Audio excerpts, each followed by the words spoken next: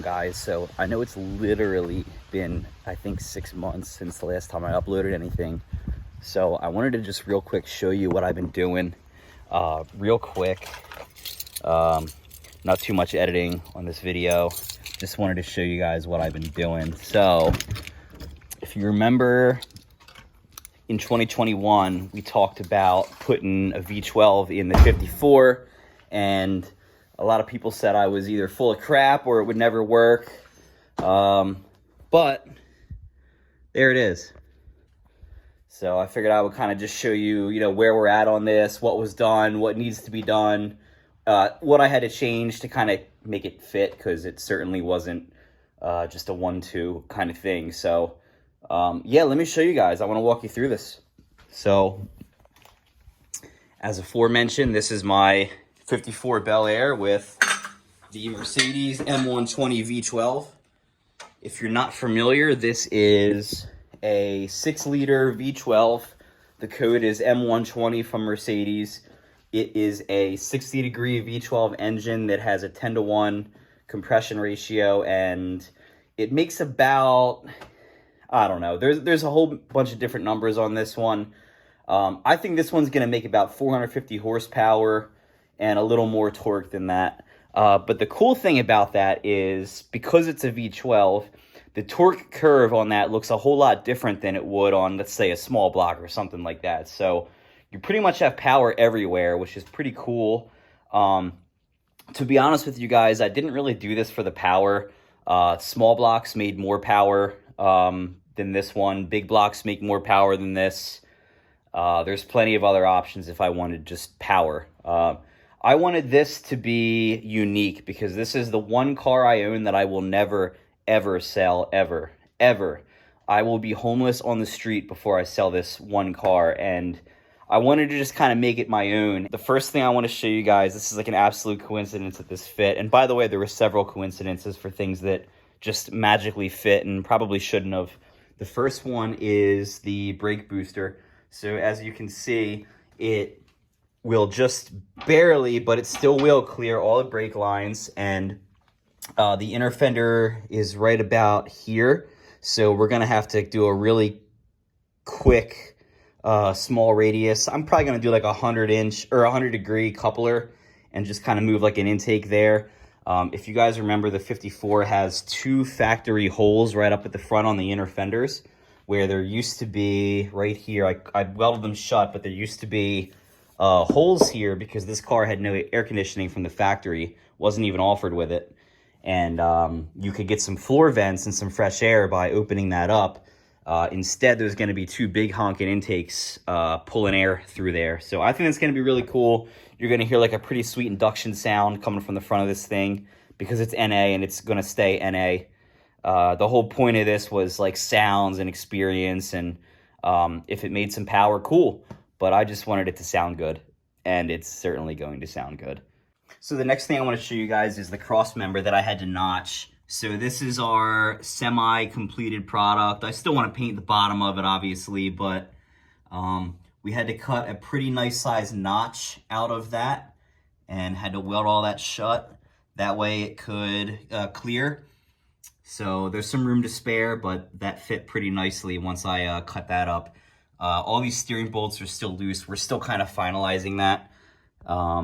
If you look closely, the existing knuckle that I have just barely, but it does bump the frame. So we're going to have to get a mini joint on that. That way it won't rub anything. And then that should complete the steering once I can kind of bolt that in. Still a little bit more welding to do on the bottom of that just to kind of burn everything in nicely. If you look closely, I actually had to re-angle those lower perches, and we put some splayed brackets on there to kind of give that a little bit more strength. Not totally done welding that either, but again, I just really wanted to see how everything fit together. So that's kind of the current progress on that. So a really popular transmission choice for these old cars is the GM 4L80E, which is the transmission from their heavy-duty pickup trucks. It can take a pretty good amount of abuse. Believe it or not, this Mercedes 722.6 fits in here a heck of a lot better. The reason being is you can see that rear mount that I put on. I had to make that, by the way. No off-the-shelf parts for this, but for some reason on the 80, the mount is kind of midway between, not midway, but like 3/4 of the way on the right side of that pan.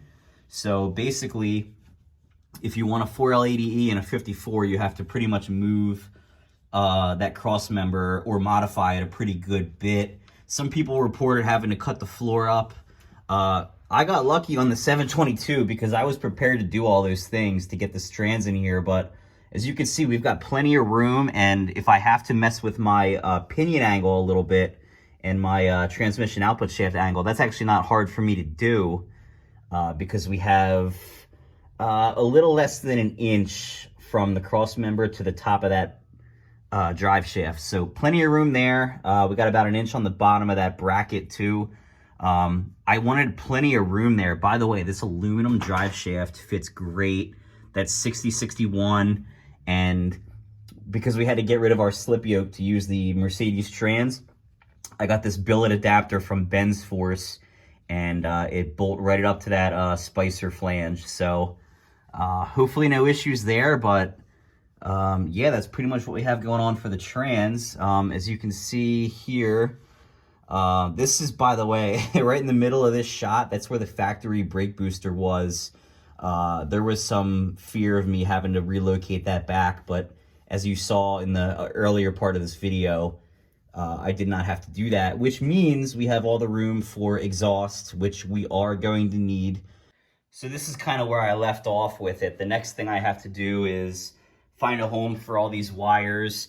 There's several things I have to shrink wrap, solder, move around, lots of loose ends here, you know, because several of these wires are just going to be unused. So I have to either cut those or move them or something in case I want to use this ECU for something else later, or the harness.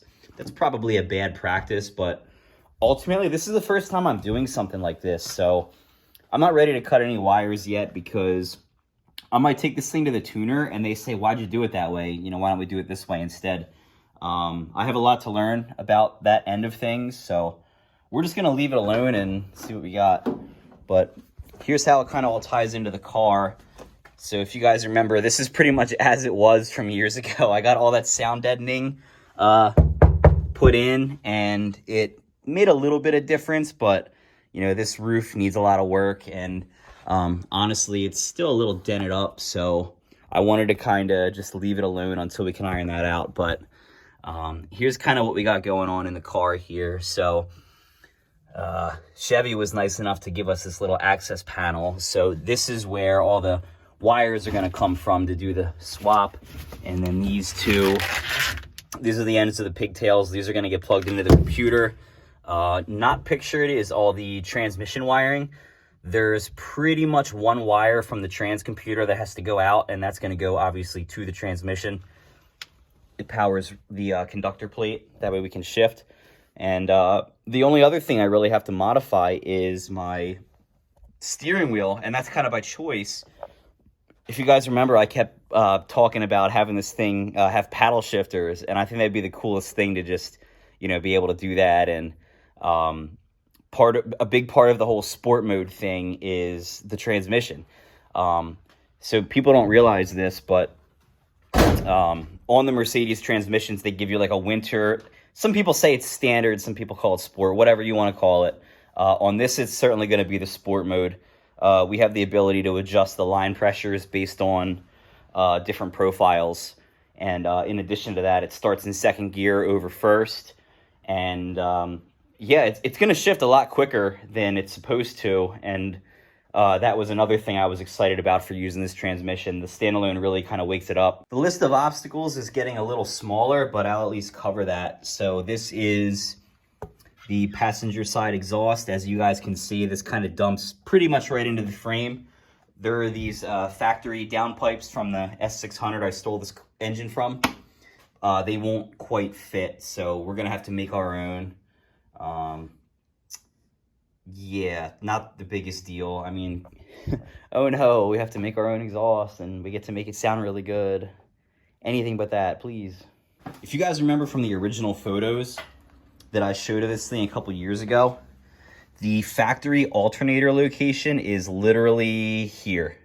So I was originally going to widen these frame rails and then we wouldn't have this problem, but I decided against modifying the car. So that means the only option now is to figure out a new spot for everything. So this actually worked out pretty well, sort of, and I'll explain why. So from the factory, the alternator is down here. There's like an air pump up here for emissions things and some other accessories that I'm not repurposing from the S-Class. But over here was, I think power steering was up here because the reservoir on this motor is actually behind this logo. Kind of interesting. I removed mine because that's not where mine's going to be. But what I'm going to do is I'm probably going to find a way to put the alternator like kind of right up here somewhere. I could put the power steering here. Somebody makes a billet pulley that actually fits these somehow, some why. So I might actually be able to reuse the original, well, not original, but I might be able to use the existing power steering with this car, and that would be pretty great if I could figure that out. And then that means over here I get to put the AC compressor. Eventually this car is going to have air conditioning. Right now it's probably not going to have heat or AC. But that's definitely in the plans to kind of get this thing fully set up. But that just gives me something else to do later on. So yeah. One thing I wanted to show you guys that I'm kind of proud of is this dual link throttle body setup that I made. So originally the car used these Bosch drive-by wires.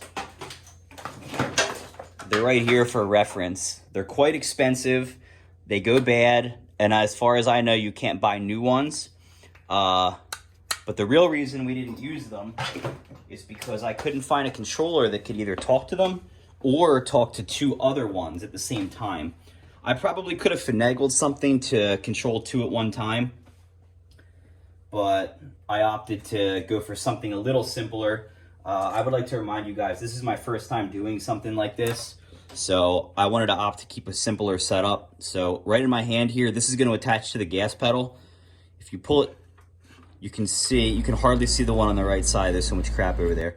But I pull this one cable and both throttle bodies move. So that's perfect for what I was looking for. And on the driver's side here, we have a forward throttle position sensor.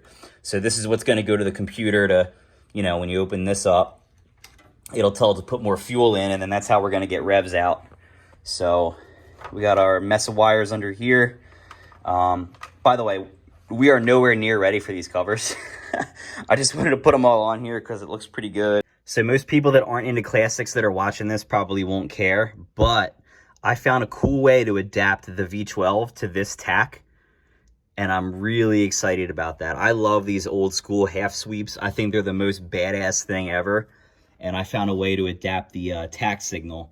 This will support, I think, a 4, 6, or an 8 cylinder. So there's no 12-cylinder setting, sadly, but I found an adapter that'll take the signal. So I get to use this hot rod tack. I'm really excited about that. Eventually, I'm going to finally modify this so we can put these gauges over up here in the cluster. That way they won't be such an afterthought. Another cool thing I found interesting is I think Jegs sells a speedometer adapter. So I can actually use the original speedo that came with the car with the V12. And there was a couple different options for speed output, but I opted not using any of them because there's this little limitation unless you're using a G-Wagon transmission where you can't read speed while the car is shifting. And that's something that Mercedes was able to calculate in their own stock computers, but the aftermarket just isn't there yet. You can't get the internal speed. So the only other option was to put some kind of pickup sensor on that adapter I have, but I opted to just go away from it altogether because I kind of wanted to use that OG speedometer anyway. By the way, if anyone cares, probably not, because look what I'm doing to this thing. 96,000 is the original, that's the original odometer. That's the original amount of miles this thing had on it. It's kind of crazy to think about this, but when I bought the car, it had, I think, just over 93.